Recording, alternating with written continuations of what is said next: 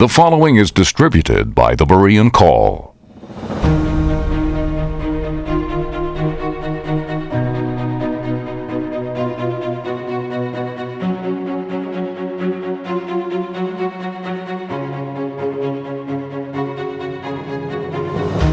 Upon her forehead was a name written, Mother of Harlots and Abominations. Revelation 17:5. The history of celibacy makes for reading so black, a large part of it is the story of the degradation of women. Ivo of Chartres, 1040 to 1115, tells of whole convents with inmates who were nuns only in name, but were really prostitutes. Peter de Rosa, Vicars of Christ. The recent disclosures of widespread sexual misconduct on the part of certain members of the Roman Catholic clergy come as no surprise to most of us who were once priests or nuns. Ex-nun Patricia Nolan Savas in USA Today. Chapter 12. Unholy Mother. Let there be no misunderstanding. We are not suggesting that Catholic popes, priests, and nuns are inherently more prone to promiscuity than the rest of mankind. Our hearts are all the same. Many of these tragic individuals no doubt began with high moral and spiritual aspirations, and in that spirit set out upon what they sincerely intended to be a life of purity and devotion to Christ. It was the system of hierarchical privilege, power, and authority over the laity which perverted and destroyed them. That system, as we have seen, gathered momentum through the centuries by the lust and greed of popes whose natural propensity for evil, innate in us all, found occasion through the unusual opportunities afforded by their office. To enhance their power, they issued a host of false documents, which purported to be the writings of early church fathers and decrees of early synods. One self-serving theme of these forgeries was the claim that the popes had inherited innocence and sanctity from Peter and could not be judged by any man. Von Dollinger writes, quote, "A saying ascribed to Constantine at the Council of Nicaea in a legend recorded by Rufinus was amplified till it was fashioned into a perfect mine of high-flying pretensions. Constantine, according to this fable, when the written accusations of the bishops against each other were laid before him, burned them, saying that the bishops were gods, and no man could dare to judge them." End quote. If one is on the level of the gods, what privileges could not one claim? Gods are above the law. No wonder, then, that the popes began to declare openly that they had power over kings and kingdoms and all persons, and power to behave like tyrants. The added pretense of infallibility only made matters worse. Each priest and nun, by association, shares, though to a lesser extent, this same corrupting absolutism and elevation above laypersons. Add to this pretended godlike authority the unnatural rule of celibacy, an intolerable burden which only a small minority of persons could possibly bear, and the stage is set for all manner of evil. A sincere Catholic historian writes, quote, "The fact is that priestly celibacy has hardly ever worked. In the view of some historians, it has probably done more harm to morals than any other institution in the West, including prostitution. The proof of the harm done by celibacy comes not from bigoted anti-Catholic sources. On the contrary, it includes papal and conciliar documents and letters of reforming saints. They all point in one direction. Far from being a candle in a naughty world, priestly celibacy has been more often than not a stain on the name of Christianity." End quote. Celibacy's roots and fruits. One must understand that mandatory celibacy is not taught in the Bible, nor was it practiced by the apostles. This teaching developed as an integral part of the evolving papal system and gradually became essential to it. The concern was not morality, for celibacy proved to be a veritable cornucopia of evil. In fact, the rule of celibacy was not the prohibition of sex, but of marriage. Pope Alexander II, 1061 to 1073, for example, refused to discipline a priest who had committed adultery with his father's second wife because he hadn't committed the sin of matrimony. That was the great evil which had to be eliminated for the priesthood to be totally devoted to the church. All down through history, not only priests and prelates, but popes as well, had their mistresses and visited prostitutes. Many were homosexuals.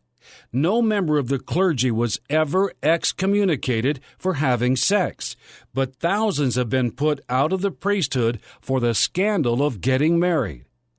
Why then the strict insistence upon celibacy even to the present day if it really doesn't mean abstinence from sex? It is because the rule of celibacy has a very practical and lucrative result for the church. It leaves priests and especially bishops and popes without families to whom to bequeath property and thereby impoverish the church. The clergy must have no heirs. Pope Gregory VII, bemoaning the difficulty in stamping out marriage among priests, declared, quote, "The Church cannot escape from the clutches of the laity unless priests first escape from the clutches of their wives." End quote. Here is another vital reason for celibacy: to create a priesthood without the encumbrance and loving loyalties of wives and children. Thus, fornication and adultery, though forbidden in theory, were preferable to a marriage relationship. 19th century historian R.W. Thompson explains, quote, "It was considered absolutely necessary to the perfect working of the papal system that there should be organized a compact body of ecclesiastics, destitute of all those generous sympathies which grow alone out of the family relation, that they might be the better fitted to do the work of the popes." End quote. Though married, men in those early days were allowed to enter the priesthood. They were required to live celibate lives.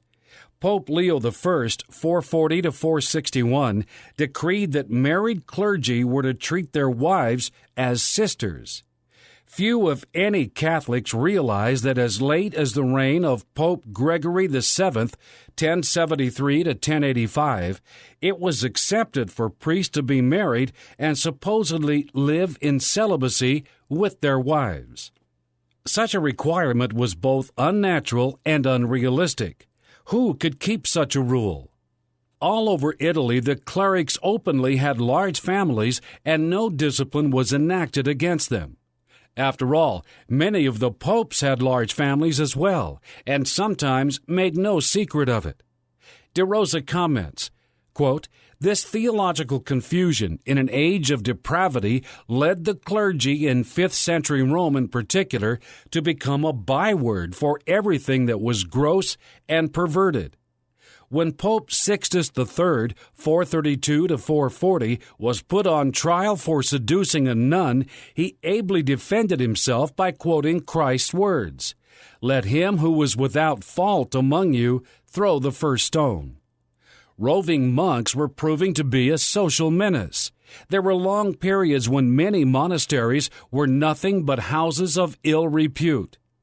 The Second Council of Tours in the year 567 publicly admitted there was hardly a cleric anywhere without his wife or mistress."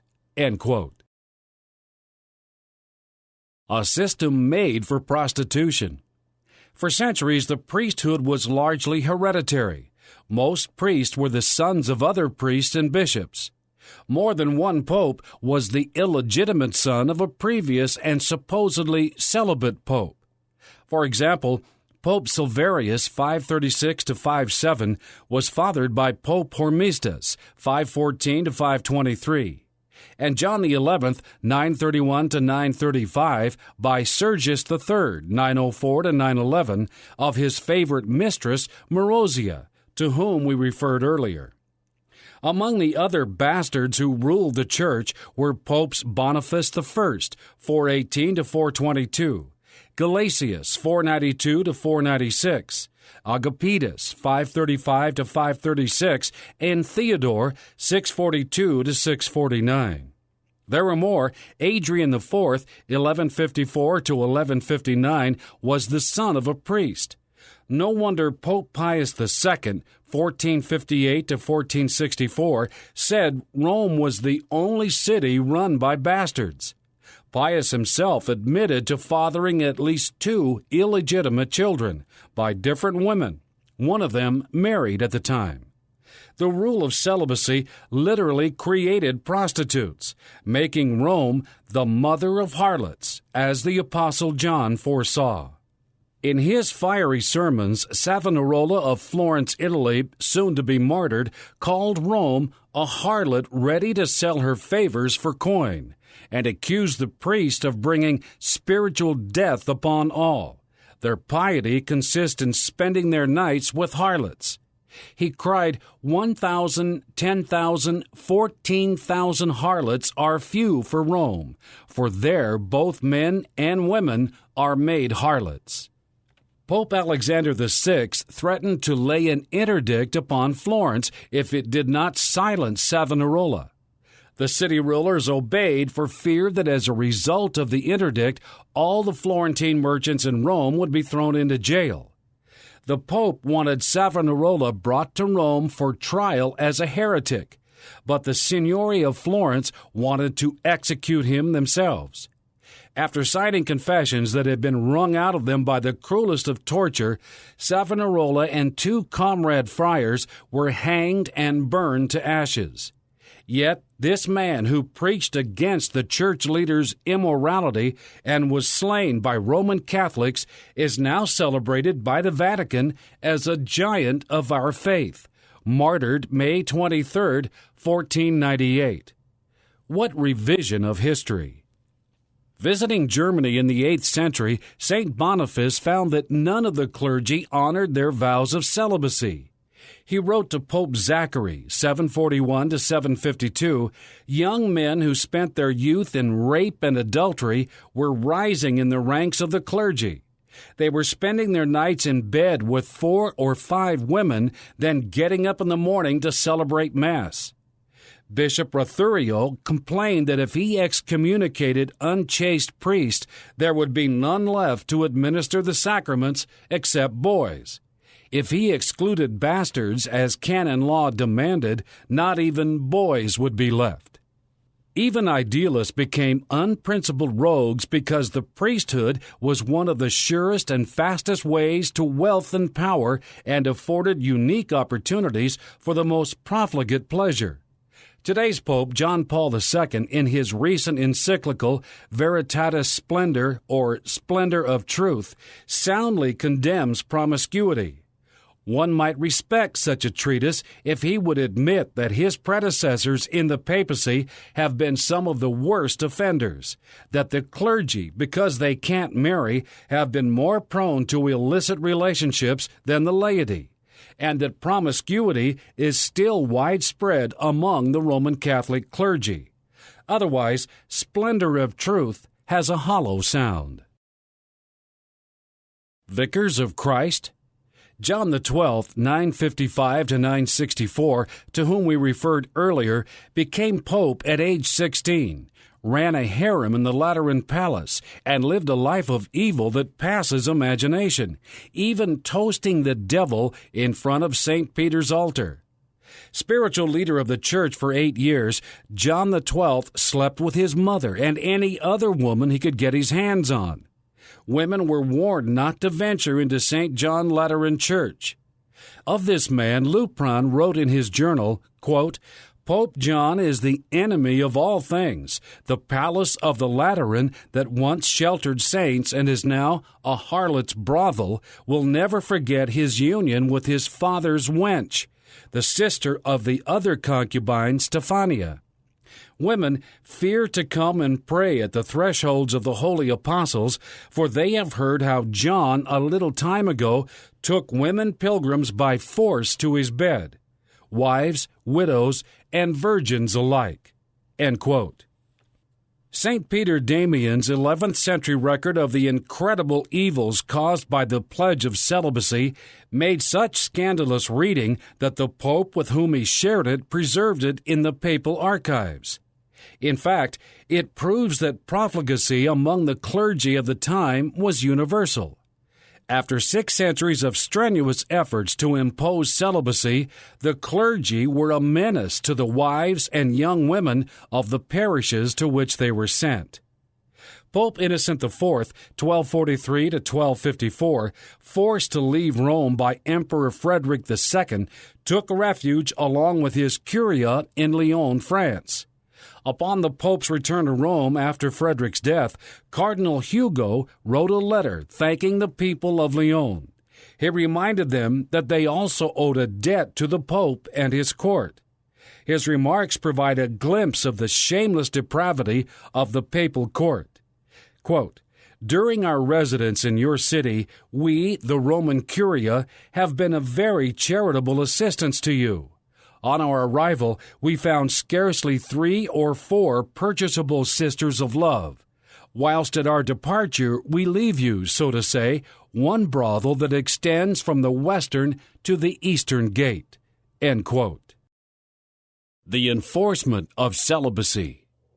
Celibacy was hardly known in England before it was at last enforced by Innocent IV in about 1250. Most priests there were married, a practice long accepted by the Church. But Rome determined that it had to end all familial devotion for priests and nuns. Their loyalty must now be given solely to Mother Church and the Pope. R.W. Thompson explains why celibacy was forced upon England. Quote, "The celibacy of the Roman clergy has been, since its introduction, considered one of the most effective means of establishing the supremacy of the popes. And for this purpose, the attempt was made to introduce it into England after the Norman conquest." End quote. Pope Honorius II, 1124 to 1130, sent Cardinal John of Crema to England to see that his decree against marriage for clergy was carried out. The cardinal gathered the senior clerics and chided them vigorously for their evil ways, declaring that 'twas a horrible crime to rise from the side of a harlot and then to handle the consecrated body of Christ. The clergy whom he had lectured, however, surprised him in his room later that night in bed with one of the local prostitutes. At least, he wasn't married. In the 13th century, St. Bonaventure, cardinal and general of the Franciscans, had said that Rome was just like the harlot of the Apocalypse, exactly as John foresaw and as Luther would see to his sorrow 3 centuries later. Pope Boniface VIII, 1294 to 1303, did not hesitate to have both a mother and daughter as his mistresses together. It was Luther's visit to Rome which completed his growing disillusionment with his church.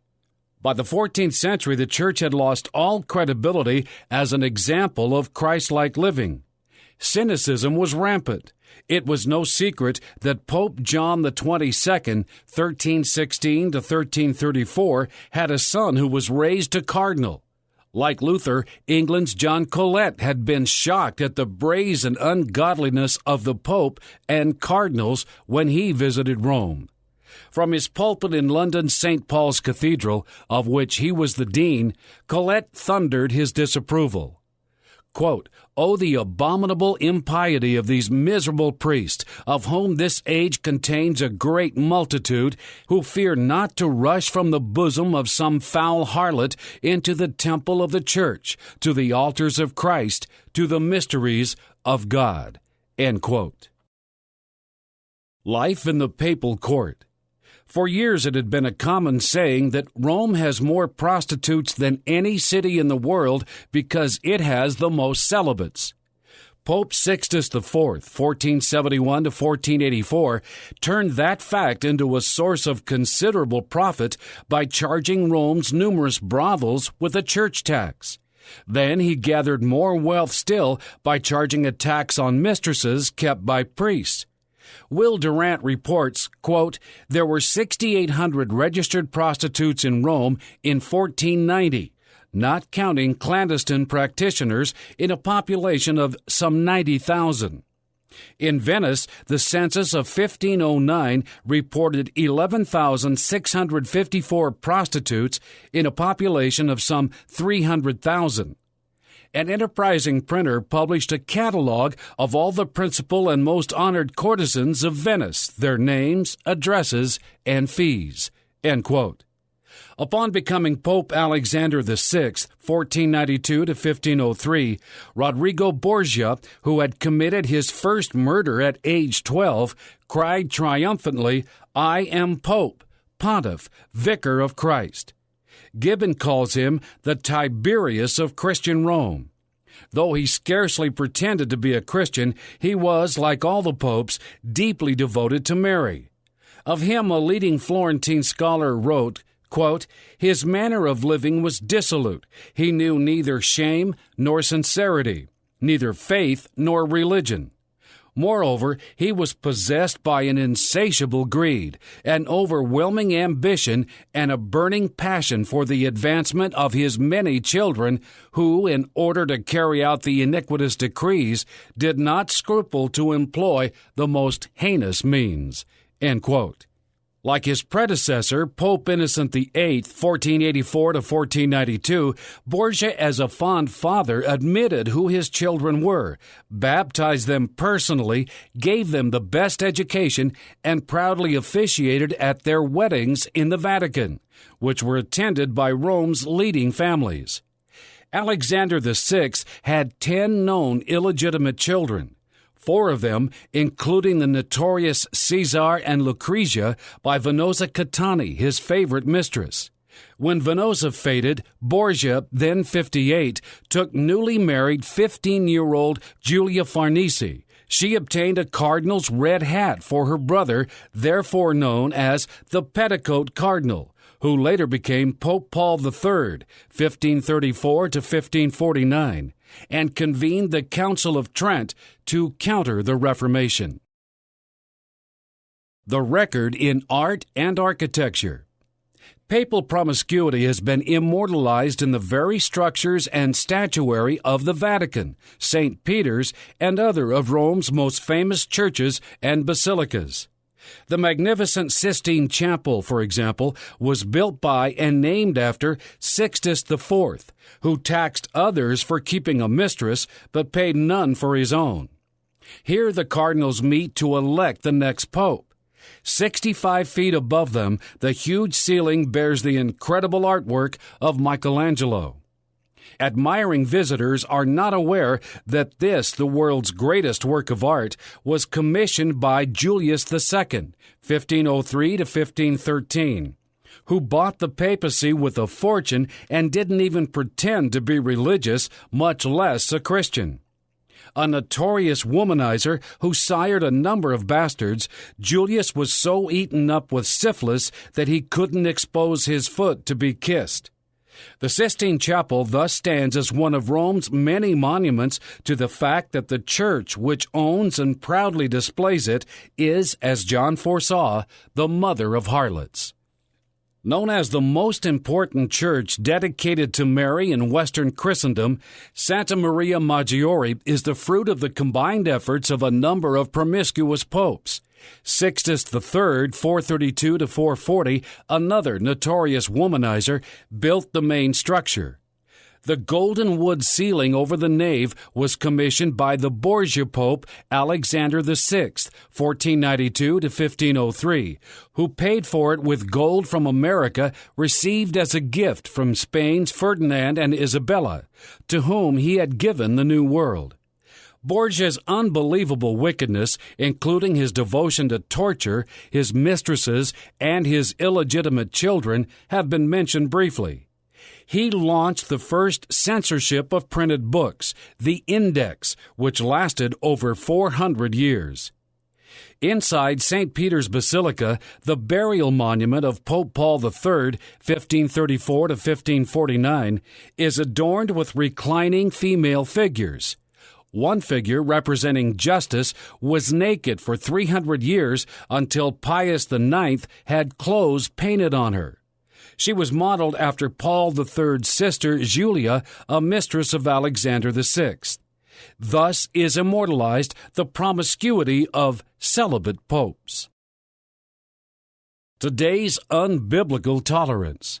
The gross immorality among Roman Catholic clergy is not confined to the past, but continues on a grand scale to this day. Such wickedness was rare and a cause for excommunicating the offending party in the days of the apostles. 1 Corinthians 5 verses 8 and 9, who claimed to be Christians, so the world would know that such conduct was condemned by the church and all disciples of Christ. Of a sexually profligate man at Corinth, Paul wrote to the church, "Therefore put away from among yourselves, excommunicate that wicked person." Verse 13. Yet popes, cardinals, bishops, and priests without number have been habitual fornicators, adulterers, homosexuals, and mass murderers, ruthless and depraved villains who pursued their degenerate lifestyles immune from discipline. Far from being excommunicated, such popes remain proudly displayed on the list of past Vicars of Christ. Today, a priest who engages in sexual misconduct is rarely expelled from the priesthood or excommunicated from the church. Instead, he is reassigned elsewhere and perhaps given psychological counseling.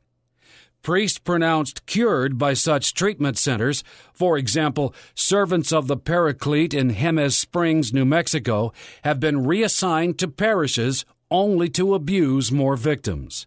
While Rome officially condemns fornication, thousands of its priests engage in sex outside of marriage. A national Catholic newspaper recently reported 7 French women, companions of priests who are forced to live clandestinely for a lifetime, the love they share with the priest, and who represent thousands of women in similar relationships, arrived at the Vatican August 20th. They asked the Pope to look into the reality faced by thousands of priest companions who live in the shadows, often with the approval of church superiors, and by the children who are raised by their mothers alone or are abandoned. The fraud and hypocrisy persist. Ex-nun Patricia Nolan Savas, author of Gus, A Nun's Story, writes, quote, "During my 10 years as Sister Augusta, I witnessed situations that range from compromising to aberrant. In theory, we were forbidden by the rule to ever touch another person, male or female. Particular friendships considered serious violations of the vow of chastity were to be avoided at all cost. And the cost of imposed asexuality and corporeal denial was always high and often tragic. With the exception of a few select eunuchs, many of the priests and nuns I knew eventually rejected that intolerable burden and either abandoned the religious life altogether or formed liaisons with their fellow clerics or with outsiders. There were the valiant ones who continued in their sincere attempts to murder the flesh and often fell victim to serious psychogenic disorders. Some still remain seriously damaged in mind and body, sequestered in institutions referred to as retreats or other such euphemisms. A tragic number became alcoholics and quietly drank themselves to death. A major cause of the appalling waste of lives? Celibacy, a virtuous state when freely entered into, but an overwhelming millstone when imposed as dogma on the entire clergy, as it was by the Roman Catholic Church 9 centuries ago." End quote. Early in 1994, Terrence German, 51, former Jesuit priest, filed a $120 million lawsuit in New York State Supreme Court against the Church, Pope John Paul II, and Cardinal John O'Connor. He accused them of turning a blind eye to his repeated reports of other priests' sexual misconduct and misuse of church funds. German's formal complaint explains that, quote, he gave up all of his worldly goods when he took his vows in 1964 in exchange for a promise that the church would care for him until his death. The underlying assumption was that he would live a life guided by the established principles of the Roman Catholic Church. The Church, by acquiescing to pervasive sexual and financial misconduct, broke its part of the established principles. The Church wasn't enforcing its own rules, so I wasn't able to live according to the Church's rules, with people stealing and in sexual alliances with small boys." End quote. Today's celibate fornicators, pedophiles, and perverts are almost always quietly transferred. In their new parishes, they continue to celebrate Mass and to perform priestly functions. Should they commit the much more serious sin of marrying, however, they are forbidden ever to function as priests again. Exposed at last.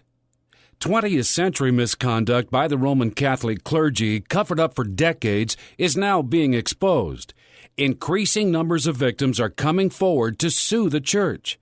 An estimated $1 billion has been paid by the Church so far in the United States in out-of-court settlements.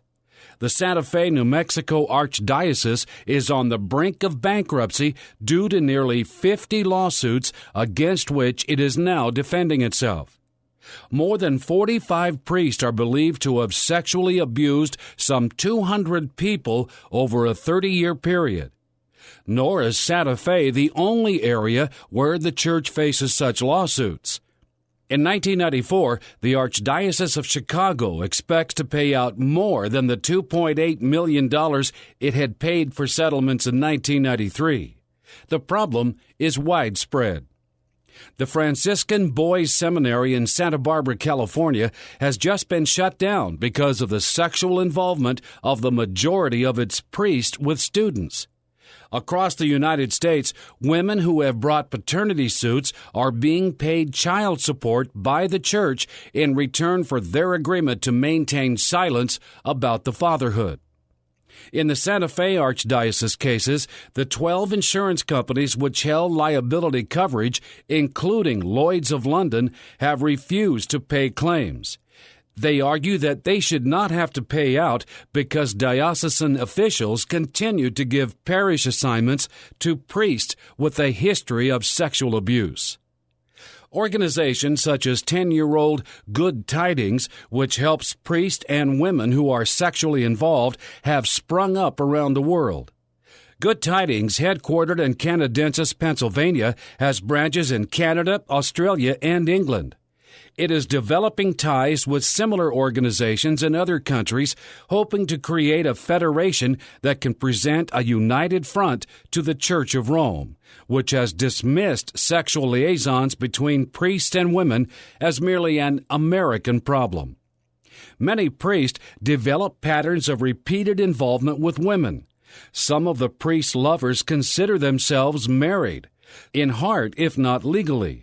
And some relationships amount to common law marriage. But when the responsibility of a child comes, the priest is gone. Brazen hypocrisy.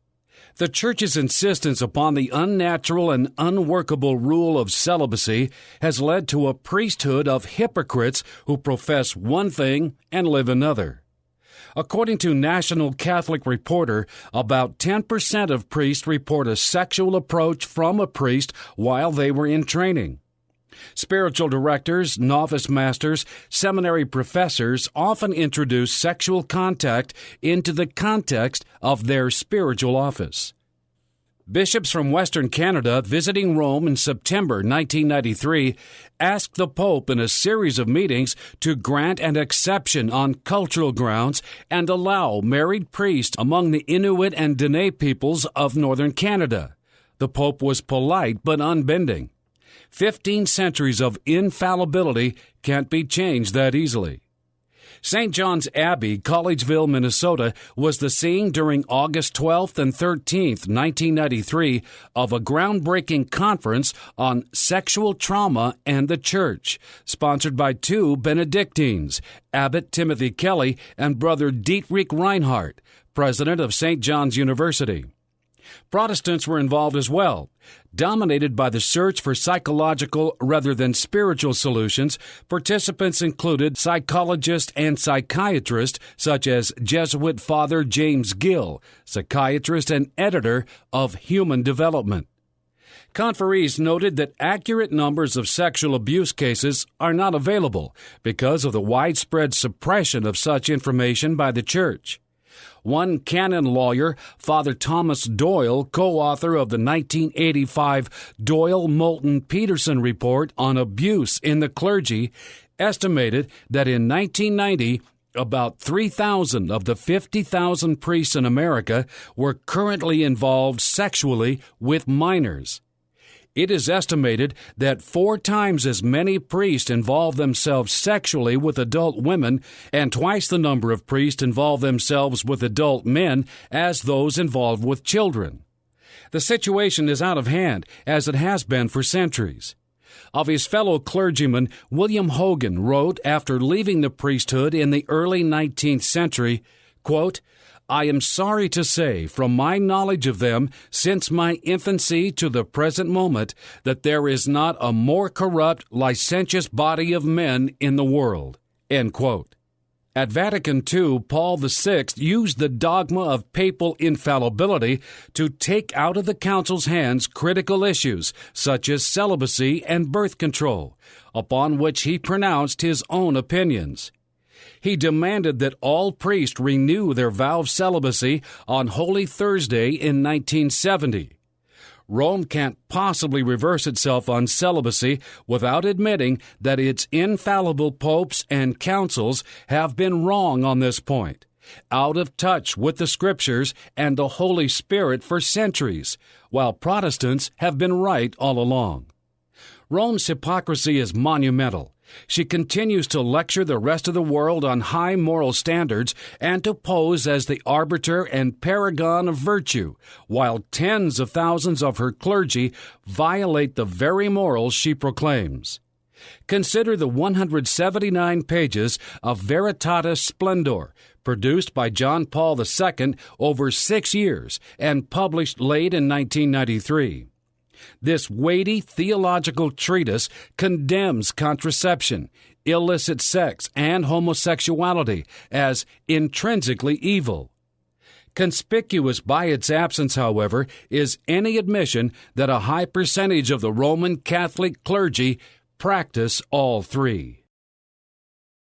Sad proof of failure.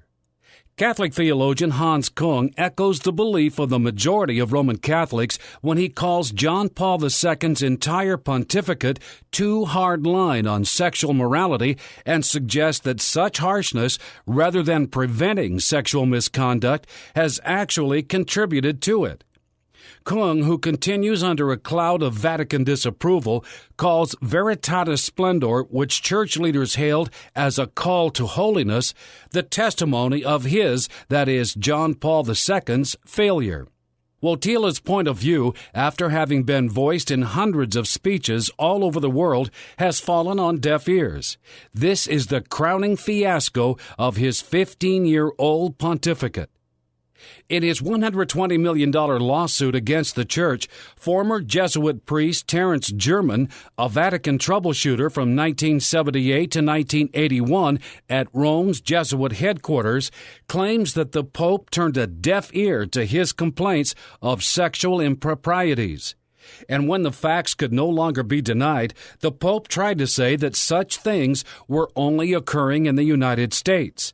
But that's hogwash, says German. It's going on right in Rome, and he knows it. Chicago's Joseph Cardinal Bernardin boasts that Veritatis Splendor, quote, reaffirms the moral vision that has sustained the Catholic community since the time of Christ, end quote. Can he really be that ignorant of both the history and current condition of his church? Rome is beyond question that city which is the mother of harlots of Revelation 17, having created them around the world and down through history literally by the millions. No other city on earth even comes close to rivaling her in this regard.